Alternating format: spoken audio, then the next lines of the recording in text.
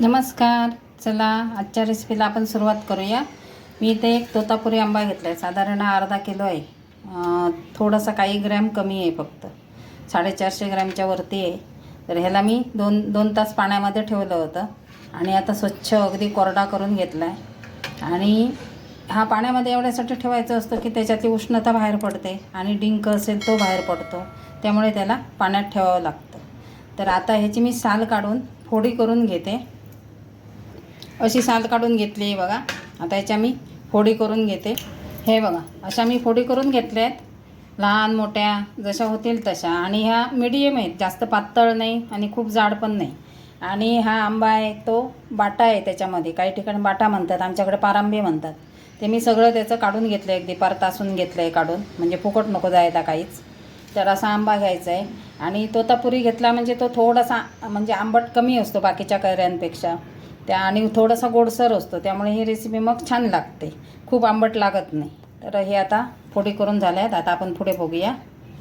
आणि तुम्हाला जर हा वर्षभर ठेवायची असेल ही रेसिपी, हा मेथांबा बनवते मी. जर वर्षभर ठेवायचं असेल तर बाटा म्हणजे पारांबी धरलेलाच हे पाहिजे, आपल्याला कैरी पाहिजे. पारांबी नसेल, कोवळी असेल तर ती वर्षभर राहणार नाही.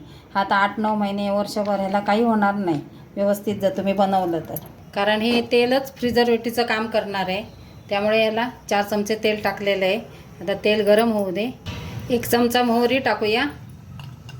1 चमचा मेथीदाणा. मेथीदाणा पाहिजेच बरं का, छान लागते चव त्याची. अर्धा चमचा हिंग. 2-3 सुक्या लाल मिरच्या. आता याच्यामध्ये आपल्याला टाकायच्या आहेत आपण जे आंब्याच्या फोडी केल्या आहेत त्या टाकायच्या आहेत.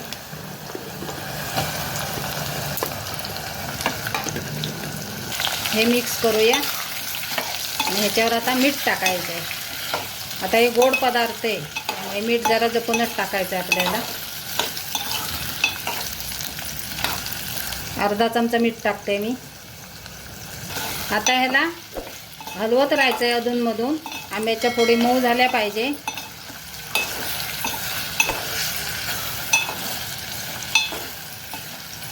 हे बघा, आपण मीठ टाकल्याबरोबर कैरीचं पाणी कैरी बाहेर पाणी सोडायला लागले. आता ह्या पाण्यातच आपल्याला ही शिजवून घ्यायची आहे.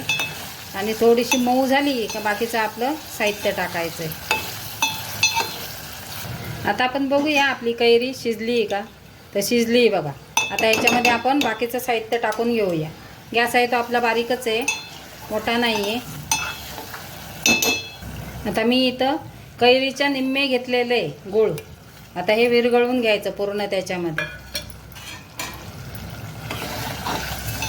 हे विरघळलं का बाकीचं राहिलेलं आपलं साहित्य जे आहे उरलेलं ते टाकायचं आहे. आता ह्याच्यामध्ये टाकूया गूळ आपलं विरघळलं आहे. थोडीशी हळद टाकूया. आता टाकूया 1 चमचा लाल मिरची पूड. आणि ही आता मिक्स करून घेऊया आपलं. आता ह्या वेळेला तुम्ही तिखट, मीठ, गोड याची चव घेऊन तुम्ही त्याच्यामध्ये जे कमी वाटत असेल ते टाकू शकता. आता आपण 1-2 मिनटं शिजवलं का आपला मेथांबा तयार झाला.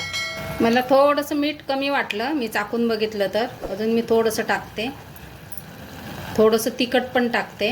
आता छान होईल त्याची चव. आपला मस्त असा मेथांबा तयार झाला आहे. आवडला तर लाईक शेअर नक्की करा. आणि चॅनलवर नवीन असेल त्याने सबस्क्राईब करा. आणि बेलचं बटन नक्की दाबा. हा वर्षभर टिकतो, काही प्रॉब्लेम येत नाही याला. ह्याच्यात आपण कुठेही पाण्याचा अंश नाही आहे अजिबात. आता मी या खाली उतरवून घेतला आहे.